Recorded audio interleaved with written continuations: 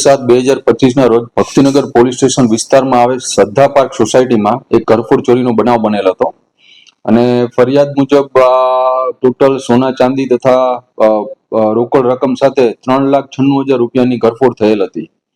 બનાવની ગંભીરતાને જોઈ ક્રાઇમ બ્રાન્ચની અલગ અલગ ટીમો આ અનડિટેક્ટ ગુનાને ડિટેક્ટ કરવા માટે પ્રયત્નશીલ હતી, જેમાં હ્યુમન ઇન્ટેલિજન્સ તથા ટેકનિકલ સર્વેલન્સની મદદથી આ ગુનાના આરોપી પ્રવીણ ઉર્ફે પલિયો ગણેશભાઈ ચૌહાણ ને પકડવામાં આવેલ છે અને આરોપી પાસેથી સોના ચાંદી તથા રોકડ રકમ સાથે કુલ 2,58,000 રૂપિયાનો મુદ્દામાલ પણ રિકવર કરવામાં આવેલ છે. હાલ આરોપીને ભક્તિનગર પોલીસ સ્ટેશન સોંપી વધુ તપાસ તજવીજ ચાલુમાં છે.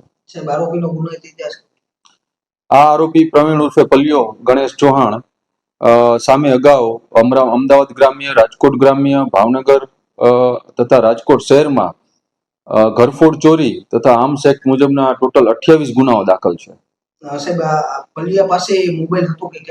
ના, આ આરોપીને પકડવામાં ક્રાઇમ બ્રાન્ચની ટીમને ખૂબ જ મહેનત કરવી પડી હતી, કેમ કે આ આરોપી પોતે ભટકતું જીવન ગાળે છે. આ ઉપરાંત કોઈ પણ જાતનો મોબાઈલ ફોન પોતાની પાસે રાખતો નથી. સાહેબ, આરોપીની ટેવ કેવી હતી? વારંવાર ચોરી કરવાની? પોતે અગાઉ પણ ઘરફોડ ચોરીમાં 28 વખત એની પર અલગ અલગ ગુનાઓ દાખલ છે, વારંવાર ચોરી કરવાની ટેવ વાળો હતો.